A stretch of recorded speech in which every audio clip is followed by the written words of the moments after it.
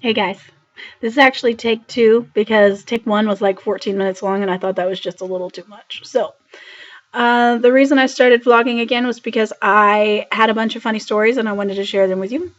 And one of the things that I've never talked about, I mean, I have talked about it and I've told people this in the past, but like, I don't really talk about it that much, is that I'm adjusting this, I'm sorry, there we go. Oh, that's too much. I've had a lot of very bad dating experiences, and my best friend told me I should talk about it because it's kind of funny, so I'm going to do that.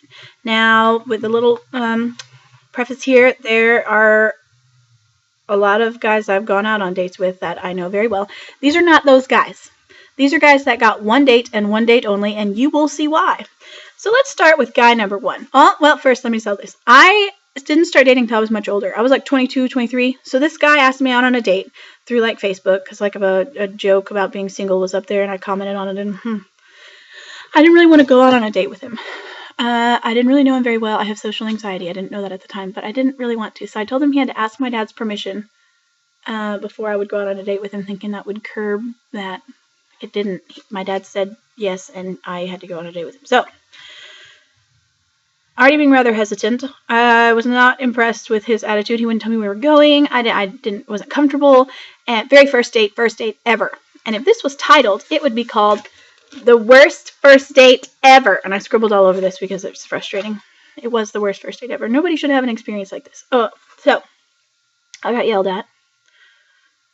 And it's really stupid. It was about something really stupid, but he actually like put his napkin down on the table and like looked at me and like yelled at me. It was about because my dog was inside the house. I had an inside dog.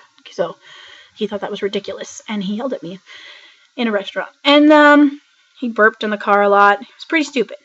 It was a terrible date. Couldn't wait for it to get over. Was relieved when the guy finally left. Anyway, worst first date ever. Actually happened. Real dumb. So the next date would be titled The Bowler. This is date number 2. Different guy. He was a guy that actually was at work.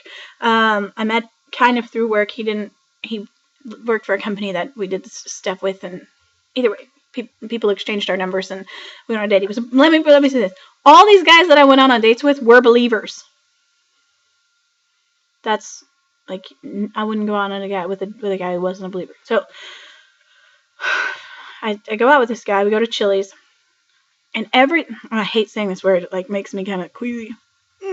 Everything was destiny. Oh, you like the color blue? I like the color blue too. It's destiny. It's creepy. Super creepy. And he got really emotional during dinner. He'd be really excited and then he'd be emotional. I'm like, I didn't even like ups and downs, just whoa. And I was stupid enough to continue the date and went bowling with the guy. And I was here in Huntsville, and people I knew that were actually down at the other end of the bowling alley were texting me like, "Who is that guy? Like, what is wrong with him?" And I was like, texting him like, "I'm on a date with him."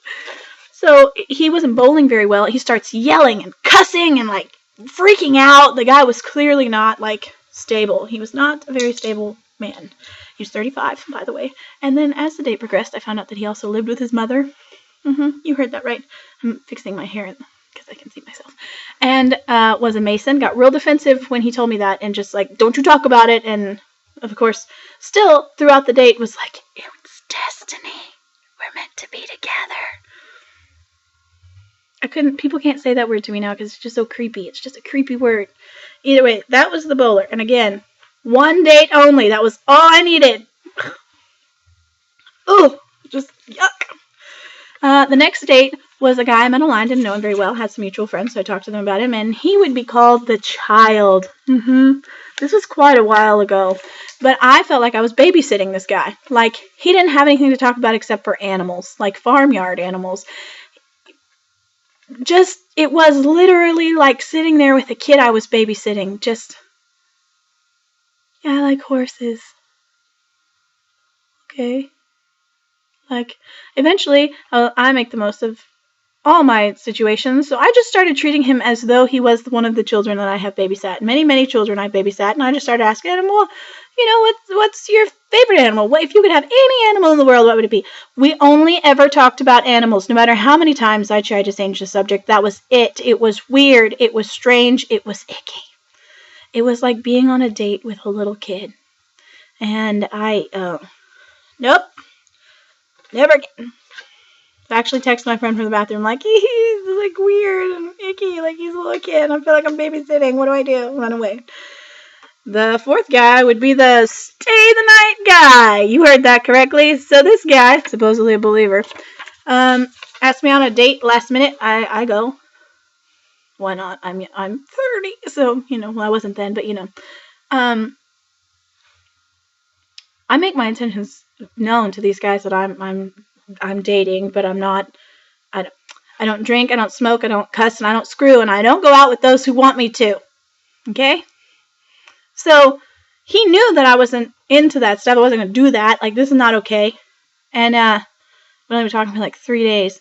So we go to dinner. He has like a huge margarita, and then he tells me that he has this passion about not drinking and driving, and orders and like it's like huge margarita. And so I'm like, well, how are you gonna get home? And he was like, well, I wasn't planning on going home. Hint, hint, wink, wink. Excuse me? And he's like, yeah, I brought my contact case so I could spend the night. So, well, huh? So I let him know that that was not going to happen. Had a friend at the same restaurant. She met me in the bathroom and rescued me from that situation by giving me a hug and telling me I looked pretty. But, ew, he went through the entire night trying to convince me that he was going to spend the night. Would make me breakfast in bed, would give me a foot rub. His intentions were well known at this point. But, like, I couldn't get out of it. I was at the restaurant. And my friend was like, you should have texted me. But at the time, I was just, like, so angry. I really just, Like, I was not amused. Like, don't you come over planning on spending the night. You stupid person. I told him he had to call somebody. If you can't drive yourself home, you better call a friend. So, he wasn't too happy with me. Either way, it was really awkward. It was really terrible. Another very bad, terrible first date. The last one wasn't really a date, but he's going to be called the All I Want for Christmas guy, and you'll figure out why by the end of the story. So this was New Year's Eve this last year. That's right, from 2015 to 2016. Yay, New Year's Eve. So my friend was going to meet some guy there, and she asked him if he would bring a friend so that I would have someone there for me. We were going dancing, just cute little dance hall, not a big deal, just going to dance. It was going to be fun, and sing karaoke. We did that a lot. In walks this guy. We'll call him Round. He was very round, very short, probably 5'2". And please don't think I'm super shallow when I say this, but the guy did not have any front teeth. He was missing his front teeth. They were gone. And the rest of his teeth were not well taken care of. So the night was not good. He didn't dance. He was not very friendly. And all they talked about was drinking and getting drunk. And then by the end of the night, we were out on the dance floor because they were doing this balloon drop where they had prizes and balloons. We were so excited. So I get out there with my short little arms. I catch myself a balloon. I was ecstatic. And then this toothless butthead reaches up behind me and takes my balloon. Why? He took it. Ironically enough, I think it was like a membership to like GNC or something like, I don't know.